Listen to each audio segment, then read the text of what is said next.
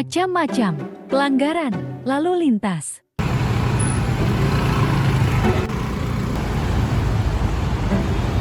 Tidak menggunakan helm.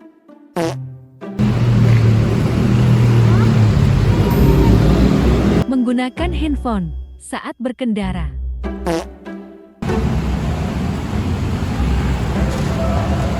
Sein kanan belok kiri.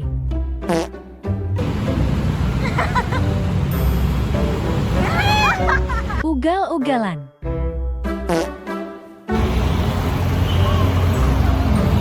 Boti, bonceng 3. Sekian. Kalau nggak pakai helm, yang hancur kepala kita.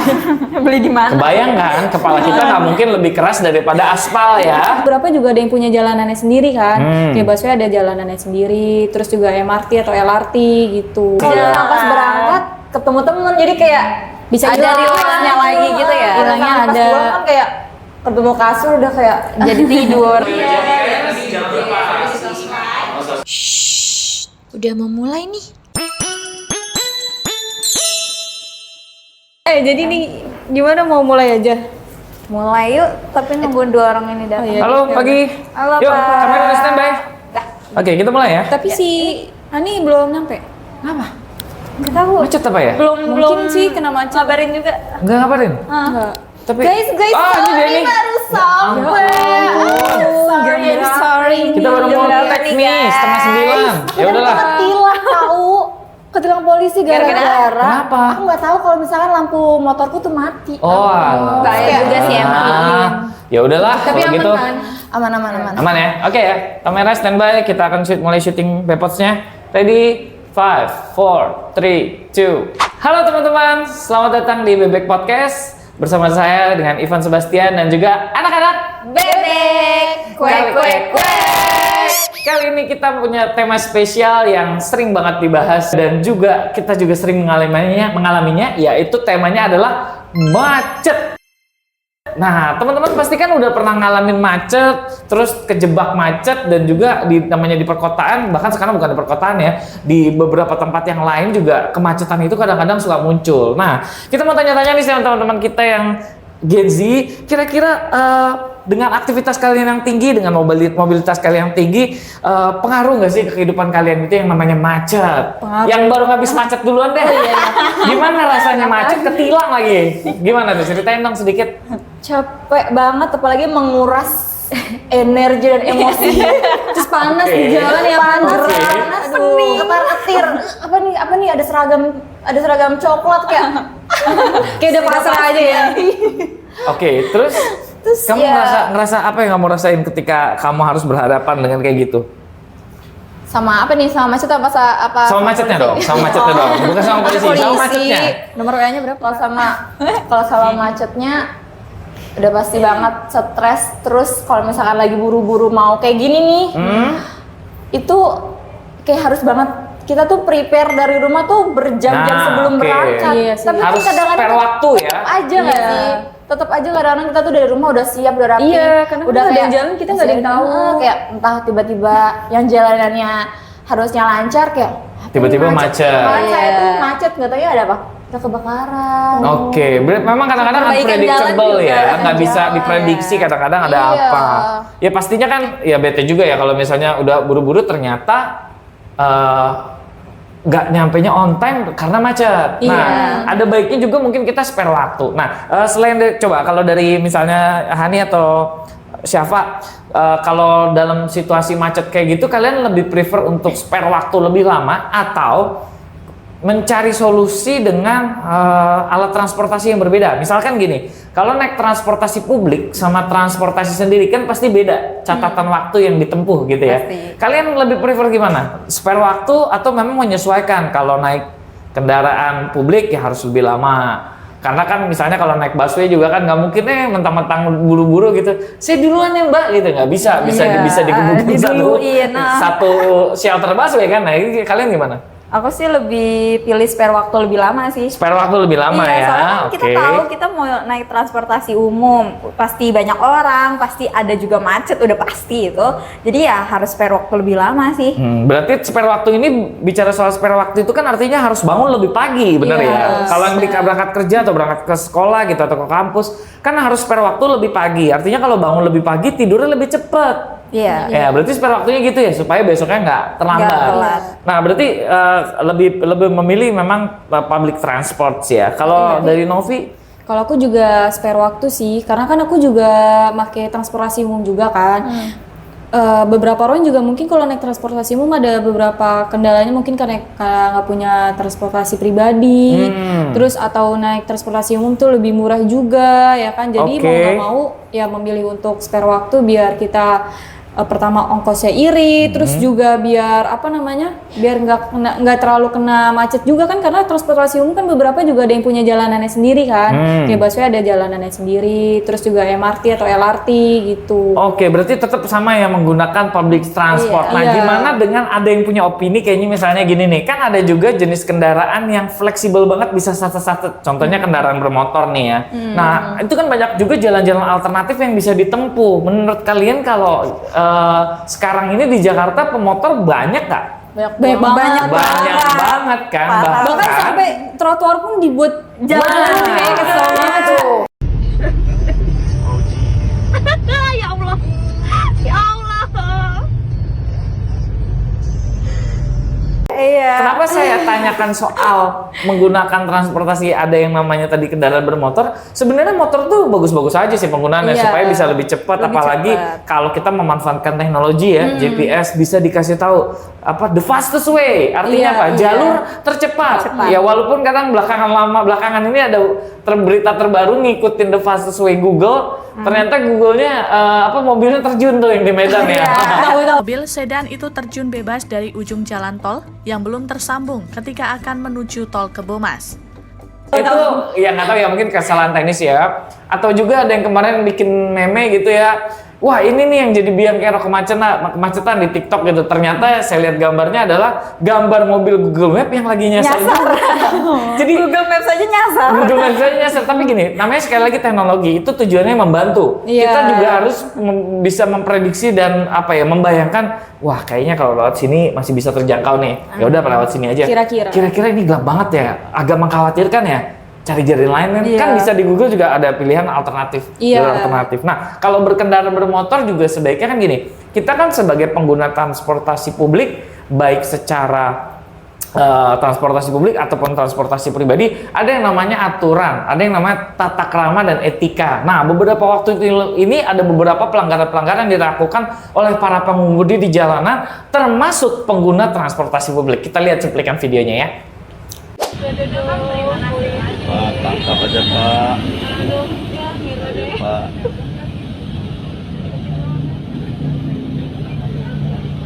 Oh stop. Ya elah. Ya elah.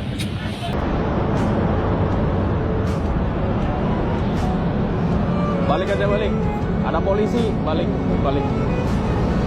Ada polisi. Balik aja, ada polisi.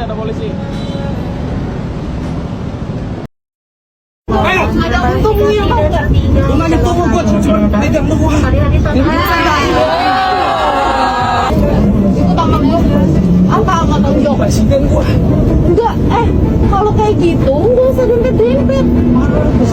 Enggak sengaja apa? 3 kali gua udah ngindar.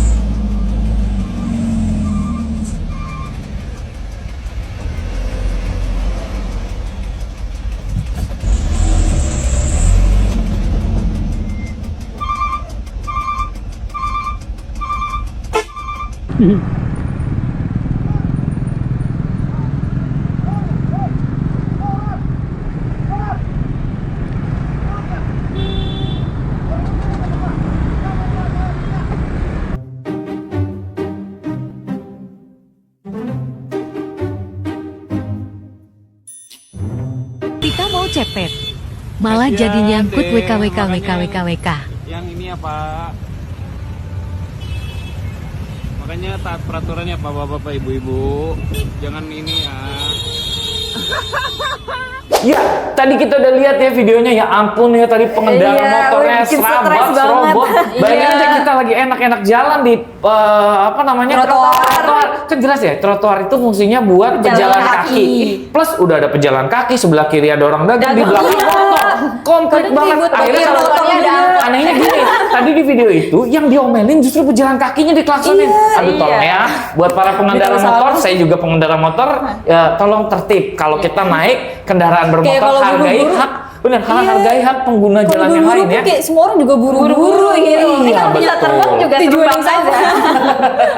Oke, berarti Gua sadar kalau kita lihat yang tadi memang ada beberapa hal yang kita harus cermati ya, bahwa penggunaan transportasi publik juga mesti ada keamanannya. Kalian sependapat nggak sih soal itu? Iya, harus Karena aman. tadi lihat ya ada hal-hal yang terjadi, pelecehan dan atau kalian pernah ngalamin nggak? Boleh sharing kalau ada.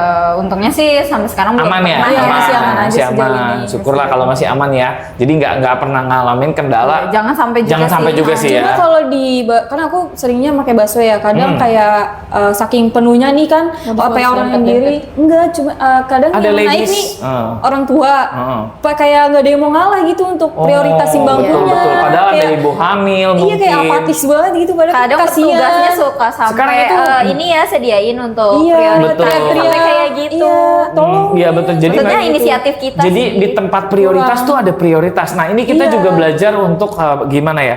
Belajar untuk bertenggang rasa. Contoh gini, misalnya kalau Empati, udah tahu itu tempat duduknya kan biasanya ada yang khusus wanita, ada yang di bagian depan, Gabung. kemudian di Iya, belakang. iya. Sekarang ada lagi satu bus yang khusus wanita. Iya, Nah, satu bus ada. itu kan harusnya lebih aman ya.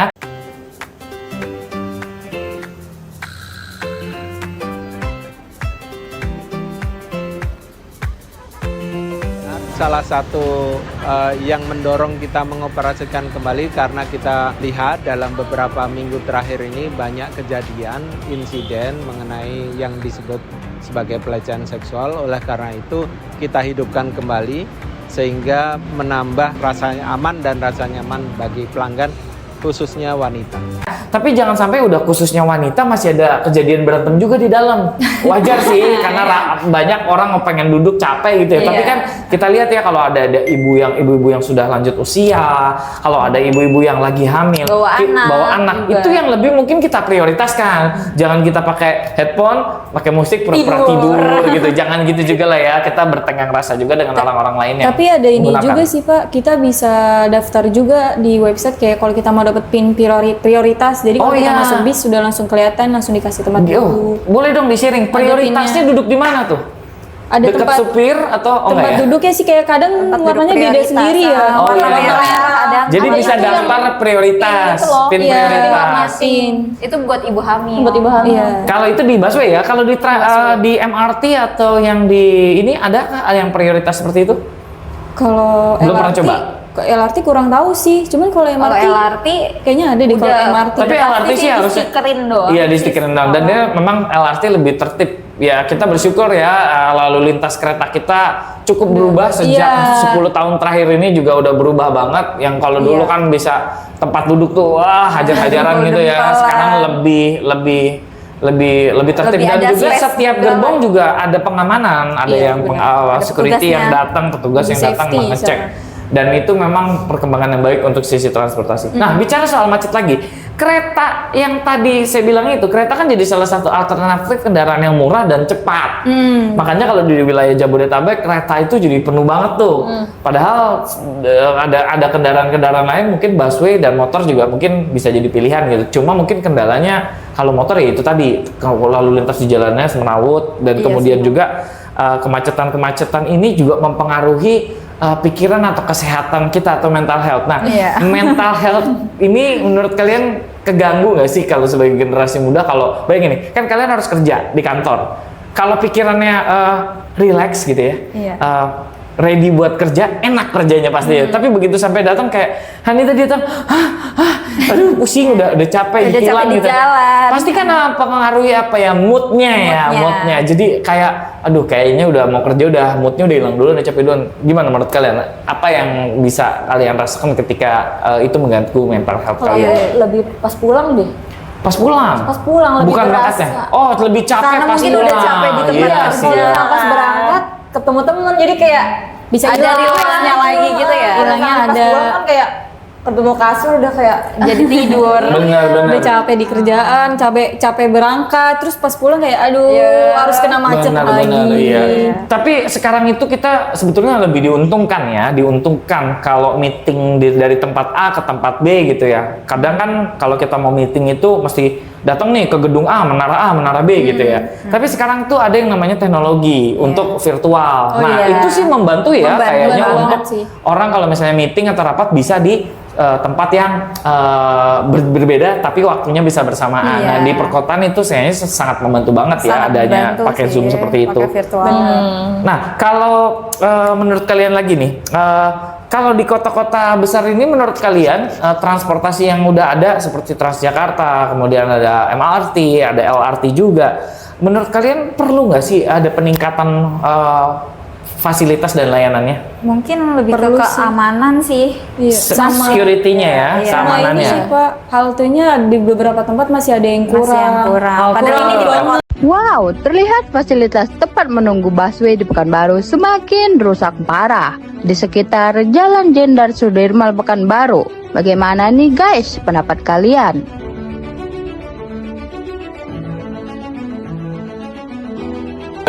Sih Iya, ya. kurang banget. Masih Gitu, kurang kayak banget kurang ya, Jen. penerangan, terus apa namanya tempat duduknya gitu, jalanannya. Akses untuk menjangkau shelternya kadang-kadang masih jauh, makanya bener, kebanyakan masih pengemudi Kayak masih yang cari mikir-mikir. ambil kendaraan pribadi gitu ya. Apalagi terakhir ini ada juga yang halte tangganya dicopotin.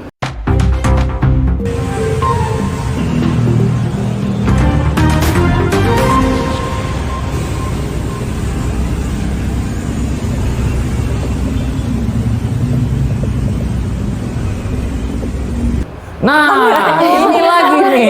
Ini berarti terkait fasilitas. kenapa bisa Itu dimauin terjadinya gitu? kalau nggak salah daerah Jakarta Barat, kalau saya nggak salah ya. Harus hati-hati karena udah kayak ikut Ninja Warrior gitu, turun ke bawah begini. Kasihan benar. Nah, ini juga buat ini juga buat para masyarakat gitu ya. Maksudnya kita sebagai publik juga belajar menghargai fasilitas umum yang sudah disediakan. Itu kan harusnya kita namanya fasilitas umum, berarti digunakan untuk umum dan sudah sepantasnya kalau sudah untuk umum berarti kita harus menjaga dan juga tidak melakukan pengerusakan terhadap fasilitas tersebut. Nah, ini bukan dirusak lagi sih menurut saya, itu dicolokin kayaknya. Sampai dipretelin. Karena kalau rusak kan masih ada fisiknya ya. Enggak, ini pada hilang. Bayangin aja itu yang hilang jejekan tangganya. Kebayang nggak kalau orang yang lewat situ jatuh? Iya. Dia jadi Yang harus tanggung jawab siapa gitu loh. betul, harusnya berangkat kerja jadi nggak berangkat kerja, harusnya dia bisa buat cari nafkah untuk keluarganya, harus Jadi nggak perawatan di bisa. rumah sakit, biayanya siapa yang tanggung? Iya. Kasian kan. Jadi buat orang-orang yang tidak bertanggung jawab, tolong segera dihentikan, dan juga untuk mungkin ada petugas keamanan juga yang harusnya bisa memantau fasilitas publik yang ada di perkotaan ini ya, khususnya di Jakarta, supaya dijaga, supaya tidak dirusak gitu ya. Nah, untuk berlalu lintas ini juga perlu kesadaran dari banyak oknum, dari banyak pihak ya, maksudnya dari pihak kepolisian, dari pihak kita pengguna jalan juga harus tertib. Kadang-kadang di lampu merah udah ada jelas tulisannya ruang henti kendaraan bermotor. Motornya berhenti di situ, mobil masuk, jujur. Akhirnya yang terjadi apa? Motornya maju ke depan, ya kan? Akhirnya efeknya apa? Karena motor maju ke depan, begitu lampunya depan agak kosong dikit, dia nyolong tuh, set. Akhirnya yang terjadi kalau pas nggak ada mobil kencang, kalau pas ada mobil kencang terjadi kecelakaan. Kan Jadi nggak bisa disalahin juga ya. benar, betul. Jadi Terus memang juga kalau perlu lampu dijaga. merah kebanyakan berhentinya di zebra crossnya, jadi kita yang jalan kaki bingung mau nyebrang. depannya, cuy. Iya, mau Di nyebrang depan zebra. gimana? Zebra cross untuk orang menyeberang jalan. Iya. Begitu ada motor, kalau ada orang lewat, nggak salah dong motornya diinjak di motor. Nggak salah dong, karena memang itu penyeberangan jalan, harusnya orang buat menyeberang. Berhenti gini Bukan motor berhenti gitu ya. Apa ya maksudnya? Ini saya mau lihat. Mau lewat, akhirnya jadi nggak bisa. Nah, yang terakhir, ini yang penting juga nih sebagai pengendara motor. Apa tujuan orang itu menggunakan helm, Novi? Untuk keselamatan sih. Bener. Ya pasti. Bukan Untuk keselamatan. karena takut ditilang. Kalau takut ditilang, berarti kan belum punya kesadaran bahwa pakai helm itu buat keselamatan jiwa. Karena ketika kita berkendara dengan kendaraan tersebut, ada kan kemungkinan kita mungkin terjatuh. Kalau kita terjatuh menggunakan helm, yang akan rusak adalah helmnya. Karena kita menggunakan helm, itu alat keselamatan. Harus yang Kalau SNI nggak- juga kan. Betul. Kalau nggak pakai helm, yang hancur kepala kita. Beli di mana? Kebayang kan, kepala kita nggak mungkin lebih keras daripada aspal ya. Jadi kita harus menggunakan helm. Serta juga ini yang penting, ada namanya surat izin mengemudi. Jadi kalau buat para pengendara sebaiknya punya SIM. Kalau masih ngirus, oh iya bikin SIM itu caranya ribet, sekarang bisa online kok. Untuk tesnya susah, ya emang kadang-kadang susah, tapi sekarang sudah lebih dipermudah gitu ya, udah disesuaikan gitu ya. Jadi memang kalau buat yang belum punya SIM sebaiknya punya SIM, memakai helm. Dan yang terakhir juga ini untuk kita sebagai pengendara. Ada prioritas kendaraan yang harus diprioritaskan. Contohnya apa tuh? Ada kendaraan yang harus diprioritaskan. Ambulans, benar. Ada ambulans nih. Kebakaran. Yang dia bawa adalah orang yang sakit. Iya. Betul kan? Kalau dia menjadi prioritas, kalau kita ada di depannya sebaiknya kita Minggir atau maju. kasih lewat. Ada juga loh, ada juga yang itu yang sirenenya gawat darurat. Terus lama-lama berubah jadi Kalau udah ini kan. sirine bawa jenazah Iya. itu.